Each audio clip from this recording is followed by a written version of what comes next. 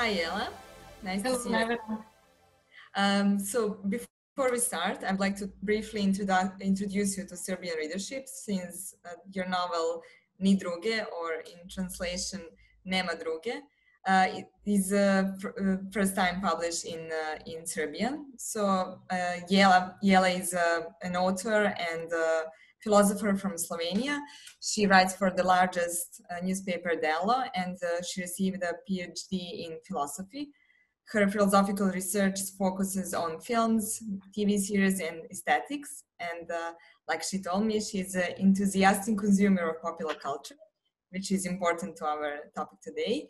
In her debut novel, which Laguna just published, Nema druge, she writes about so-called modern misogynist, a guy called Matjaž, who after his long-term girlfriend left him, starts a year of endless romantic encounters with various women, only to conclude in the end that none of these women is like her, which means that none of them is the one.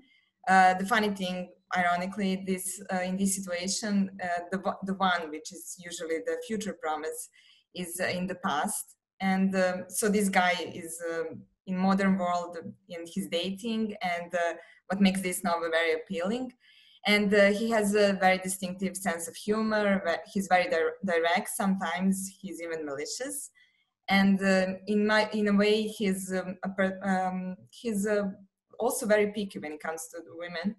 And in a way, the way I see him, he's a prototype of mischievous but charismatic man women are usually crazy about. And all these romantic episodes, the way I see them, are the existential situation which tackle our modern understanding of love and politics and life overall. So what I really find interesting about this novel, and why we end up publishing it, is that under the veil of even banal genres such as romantic comedy, which deal with topics of dating and romantic love, the novel has certain philosophical aura, which I find very compelling, that combination of the kitsch genre and philosophical quality of it. So I don't want to spoil more about it. So Jela, my first question is, how did you come up with the idea for such a novel? Well, thank you, Nevena. Thank you for this lovely introduction. And let me just say that I'm so happy that the book got translated into Serbian. And at this point, I would really like to thank also the translator, Jelena Budimirović, for this lovely translation. I mean, authors, writers would be totally lost in this world without translators. So really, thank you, Jelena, if you're listening. And now to your question, what was the trigger for the book? I actually don't remember the exact moment or how the idea actually came to my mind, but obviously I was probably struggling with some romantic issues myself. And at the same time, I was already a big fan of American TV series. So I found the form of TV series very compelling as a possible structure for a novel. And in a book, you have this main character that starts dating after he lost his great love. And the idea was that every chapter is dedicated to a new girl that main character encounters. So you can see how the idea of a TV series episodes I took it in order to represent all these different kinds of women that the main character gets to meet while looking for new love. Okay, and thank you for that. And what came to my mind because knowing your philosophical background, I got the impression that you embrace writing with certain philosophical premises. So, did you have a particular philosophical premise on which the novel is based, and is there any conclusion about the idealistic notion of the one and modern romantic love to which the novel leads us to? Yes, in that sense, definitely. I mean, the idea of romantic love as a situation where two become like perfect harmonic unity is, in my opinion, very questionable. So, and I mean, even in through philosophical perspective, it's very questionable. So obviously, I wanted to introduce another kind of another idea of love, actually. And you know that the majority of Western literature, from Tristan and Isolde to Romeo and Juliet, sort of bets on tragic love. So the true love is supposed to be the one where a couple can never really consummate the relationship, where love is sustained by impossibility of being together. While comic love, I believe, is love where a couple can actually exist and persist with the same amount of passion and true dedication, but without the tragic aspect of it. And I'm not talking about contemporary romantic comedies that introduce, in my opinion, problematic, I mean, not really comic love, but I would, as an example, I would give, I don't know, Some Like It Hot as a movie that sort of explores comic love, you know, where the couple in the end, sorry, the couple in the end is obviously not a match made in heaven. The difficulties are very apparent, but a true comedy gives opportunity to such love. And this is something I definitely wanted to explore. So love not as this ideal of harmony or on the other hand, tragic impossibility, but as a definite possibility, but that has a certain emphasis also inscribed into it. Sorry, I hope this was clear. I totally got what you wanted to say. So I've gotten the impression that from your answer that the modern culture and popular culture is the one that in a way puts women and men in opposite to each other. So it's kind of, we get to in the end don't understand the other side. So is this what you wanted to tackle in your novel in some way? You mean the battle between the sexes or the gender issues? Yes, yes. But you did level it up totally. You made a kind of parody of it, so which makes it a funny read. But yeah, in deep of the depth of this novel, there is a certain drama going on between the two male and female. Yes, I think that a book can come off as this, as I don't know, acknowledgement of the battle of the genders or whatever. But you know, I really thought about this, and I think my main character, although he is very, as you said, vicious at times and so on, but he doesn't hate women, or he doesn't hate the female gender in any way. What he hates or really doesn't like are stupid statements that people make, or stupid attitudes or actions of people. You know, his target is not the gender, but actually the stupidity or the ridiculousness of some people. So I don't think, I mean, at least as far as I see it, the book is not introducing the battle between genders. It introduces basically the failures or impasses that one meets when trying to find true love. So yeah, actually when I read it, it was very helpful to understand the male gender in a way. Because I don't know, did you talk about with your friends, male friends, to figure out how they think? Because it's actually it was refreshing in a way. There are no many stereotypes, and it does offer a new way to think about genders. Yeah, I would agree. I mean, obviously I wanted to have very different types of women in a book, you know, ranging from really stupid ones or like spiritual women to very smart and mature women who actually at the end educate the main character or even make him a better person.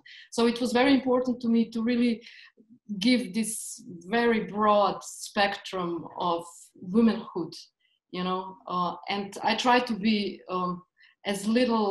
I try to follow stereotypes as little as possible. Okay, I totally agree. I read that. And so and there is another thing I wanted to talk about. You mentioned in our previous talk that this was written before the Me Too era. So would you write it differently today after everything that happened in public? And what would happen if a man actually writes this kind of novel with a very malicious guy who make comments about women all the time, and he's in a way, I mean, we decided he's not a misanthrope, but misogynist, but in a way he could be really rude towards women.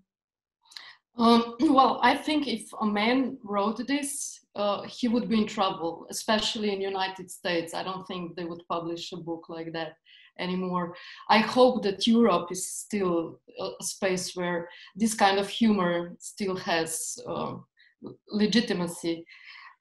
As far as Me Too movement goes, I mean, I wouldn't really change anything, but I would probably address this movement. I would probably, in some sort of way, acknowledge it, or even make a bit of fun of it, you know. But don't get me wrong. I mean, I think it's an important movement, and I think its basis or basic premise is actually very crucial.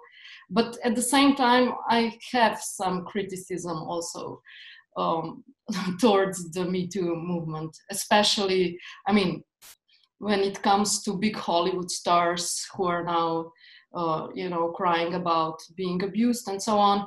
I would like to think about women who don't get opportunity to really raise their voices and don't have the opportunity to get out of relationships that are toxic, and especially working conditions.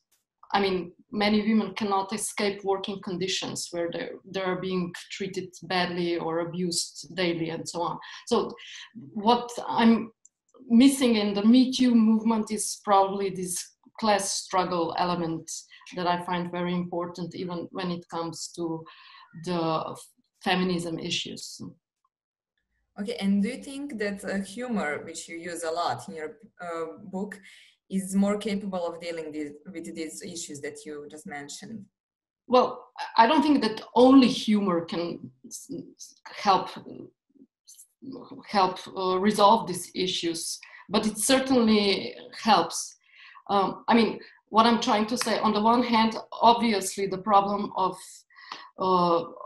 misogyny in our society should be tackled in a systemic way. So, I don't know, through education, legislation, and so on. But I do believe that comedy and good humor can sometimes, in a better way, acknowledge problems in our society. And at the same time, it enables us also to have a certain release in, you know, just smiling about these issues. So at the same time, I'm saying that humor can pinpoint certain problems and enables person also to laugh about these traumatic incidents that happen to us. Okay, and speaking of humor, your book could be categorized as a chick lit novel, which is a widely popular genre with a certain history. But like I told you before, I've got the impression that you leveled up this genre. And so is it in a way anti-chick lit actually, because with male protagonist? And what is actually, is this a kind of new take on this genre of chick lit? Well, I would not protest, being put in the folder of chick lit. I have nothing against it. I mean, I love everything that's genre, basically. So only too happy to embrace it. But, I just think that my novel owes so much to classic Hollywood comedy, screwball comedy, to Katharine Hepburn and Cary Grant, or to directors as are Ernst Lubitsch or Preston Sturges. So I would see my book as really being inspired by this tradition, much more than chick lit. But as said, I do not protest being proclaimed that sort of author. Yeah, because recently I read a lot of very very well put chick lit novels, and I've got the impression that they have a new momentum, especially because now we are more relaxed with popular culture, and we can actually consume it without doubts, and have fun reading something like that. So what I really like about your novel is that if we say it's a genre novel, even though it's much more than that, it's actually a parody of modern relationships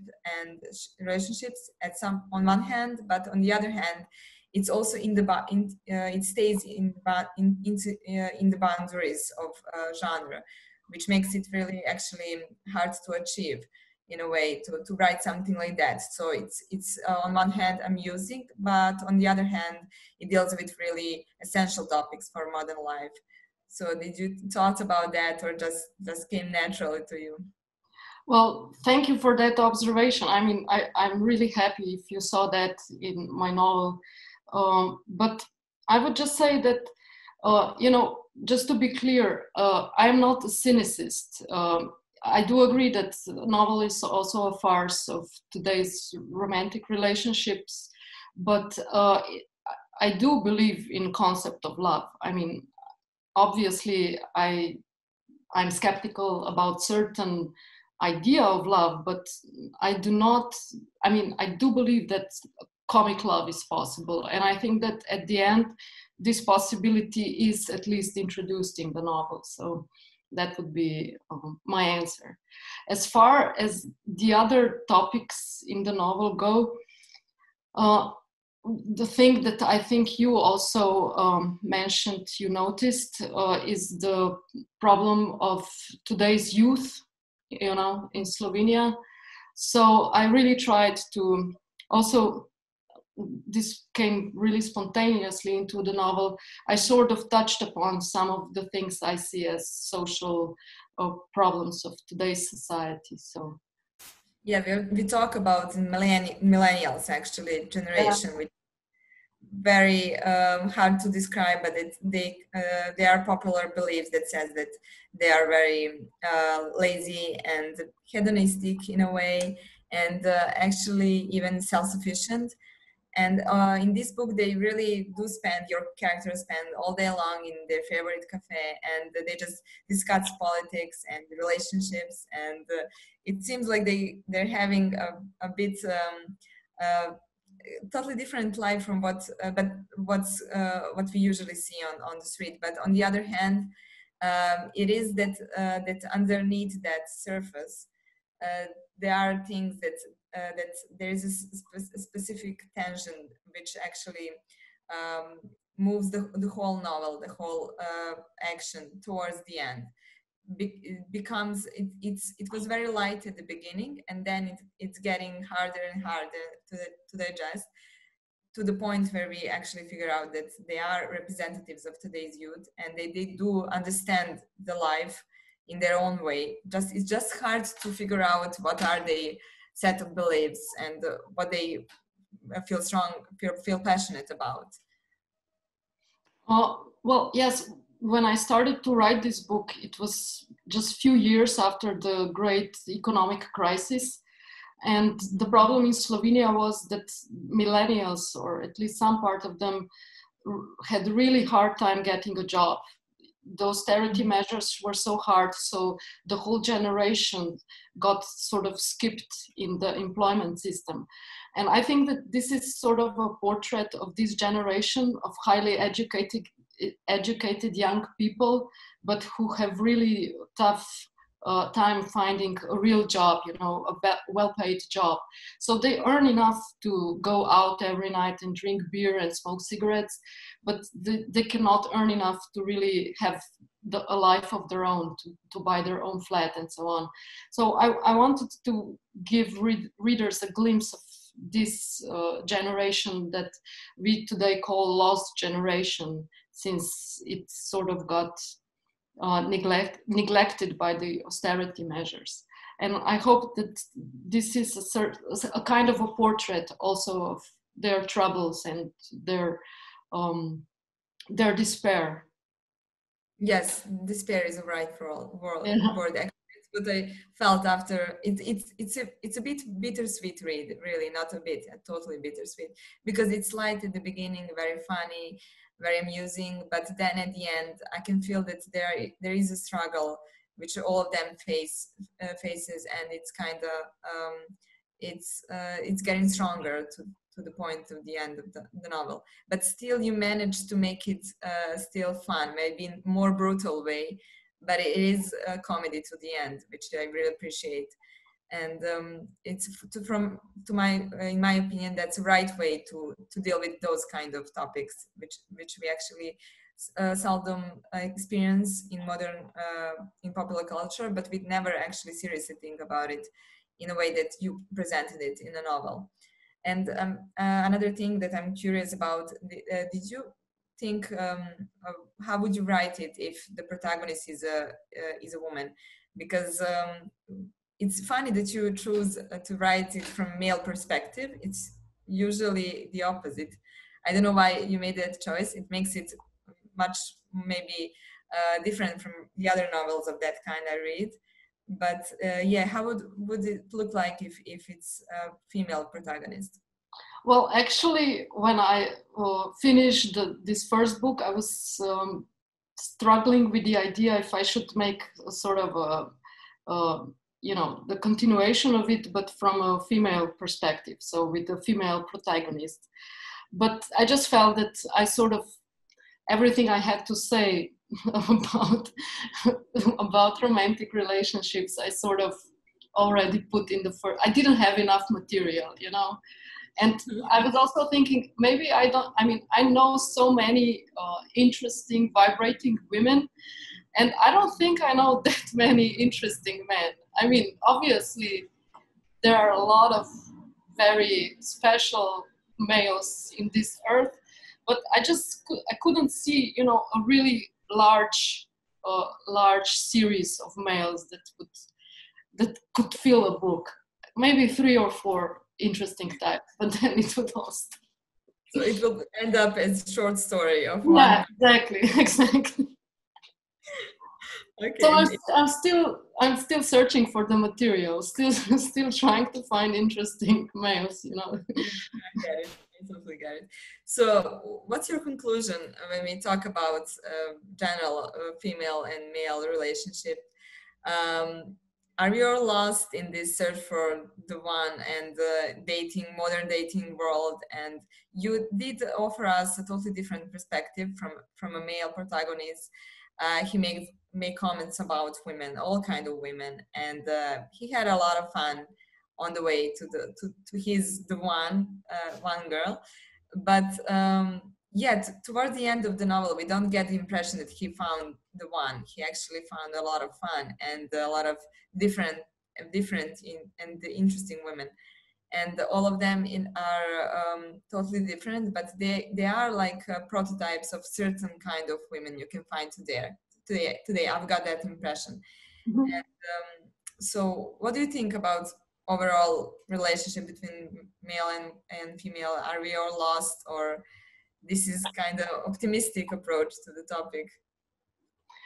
I mean, yes, we are always lost, I think, in any time in history, you know. We are just hopeless human beings.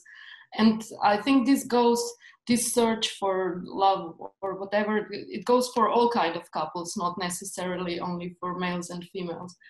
But I would like to say that the condition of love, the faith of love in a world is also dependent on a wider society. So it depends on the certain social context you are living in.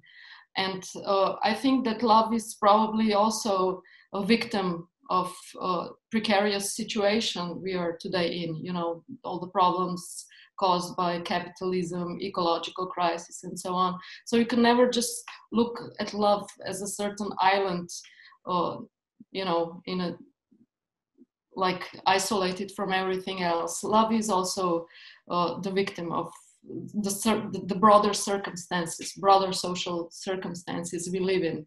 So I believe that the more society becomes just or better organized, the more chances couples have to gain some kind of happiness.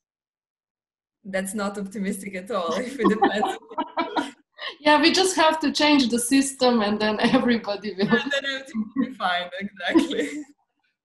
Okay, so that we only have a very simplified patterns in popular series or movies that do not offer the whole story that you just described, and that we are a bit victims of popular culture we consume.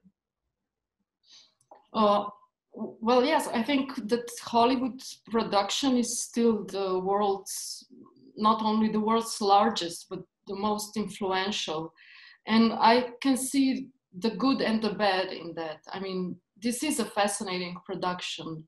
Just in the last 20 years, you know, the variety of TV series we got to watch, I mean, it's incredible in terms of great scenarios, great actors, great dialogues. I mean, I could just be thankful for that. On the other hand, of course, American production is probably the most ideological one in the world. So we should stay at least a bit critical about it. So, I'm just happy that it exists. I mean, popular culture in a whole. Okay, but how to enjoy while watching it and still to have somewhere on our minds that it could be actually very problematic for our relationships and our everyday life.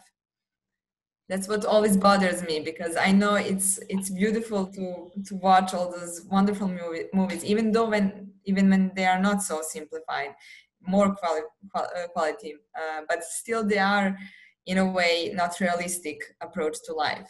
But then when I watch very realistic movies or something, I don't have the same enjoyment. That's what bothers me all the time.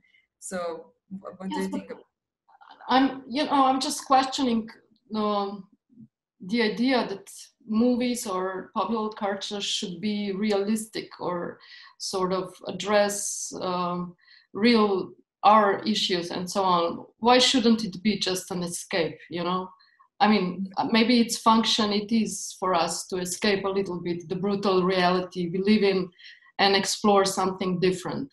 And maybe, I mean, at least for me, watching a very good TV series also gives me some kind of spirit. It gives me certain kindle, and it makes me a better person in the end. So, you know, when I meet friends after watching such a TV series, I can contribute much more than if I watched, I don't know, a very sad drama about an impossible relationship. So I can see a function in escapism of popular culture, definitely.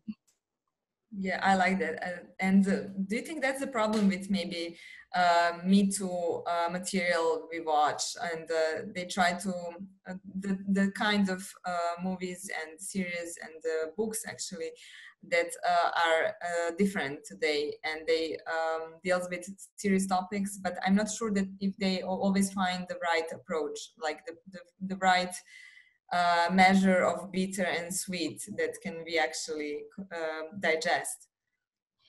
Yes, I'm very afraid of this this spirit that is penetrating the popular, the entertainment industry. Actually, you know, this constant worrying: do we have enough representatives of other cultures and colors and so on? Do we have enough women? Do women get enough roles? And this constant sort of guilt trip about, you know, not being feminist enough or anti-racist enough. This can be very damaging, although I can see why these concerns are raised when it comes to representation in popular culture. I just think that this tendency to purify our public space with political correctness can be so tiresome. I mean, it's very dull. It's not entertaining at all. It's just, it's like a bad, you know, bad indoctrination, I would say. So can humor actually serve as alternative for political correctness? I think so. I mean, obviously there is so-called bad humor or tasteless jokes, which I would not embrace. But when we talk about a truly good comedy, it touches upon real problems, but enables us also to laugh about it. You know, it can be political and it can be engaging, but it's at the same time, it opens up a space of possibilities. It doesn't just reprimand you for using the wrong word, or, you know, it's another kind of spirit, I think, a better spirit. Okay, and is that what you wanted to achieve with Matjaž? Because we said he's a bit ambivalent. On one hand, we can say actually that he is really tough towards women. He's in a way, on a way, maybe he's even a misanthrope. I don't know. And on the other hand, he's a funny guy, and we like him. And even though he's malicious and mischievous, in the end, you get to like him. And it's that ambivalency through the whole novel. I felt him very closely, and his friends also, and all the women that he embraces. Well, I totally agree. I mean, he is a misanthrope, definitely, and he starts as a very desperate guy. So his attitude at the beginning is also the consequence of his pain, one could say. But I think, I mean, I really tried in the novel also to make fun of him. You know, he's not the moment of truth of the novel. He's also the one that has to meet challenges, who has to change, who has to develop as a character. So I mean, if there is comedy in this novel, it is in a sense that it makes fun of everybody. The women, the men, the main character, nobody is exempt from comic procedures. I hope at least. Yeah, I totally agree. And but what is then the moment of truth, if you can actually tell us at this point, and not to ruin the reading, the future reading?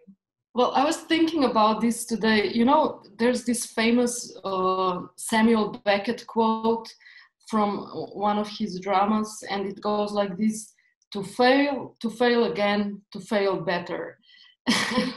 And I think that this novel could be read in this way, you know, in this way, in a sense that a main character is exploring love relationships, and he just goes from one failure to another, but it's not just an endless repetition of the same. During this process, he sort of learns how to fail better, and in the end, I think that I propose at least that notion that you can fail better in love than you did at the beginning. Okay, I think this is a brilliant and very optimistic way to conclude our talk today. Thank you very much. I really enjoyed talking with you, and I'm sure our readers are gonna enjoy your novel Nema, druge. And thank you. Take care, and hope to see you in Serbia Yeah, I hope so. And thank you, Nevena, really, for the book, for the questions, for everything. Thanks a lot.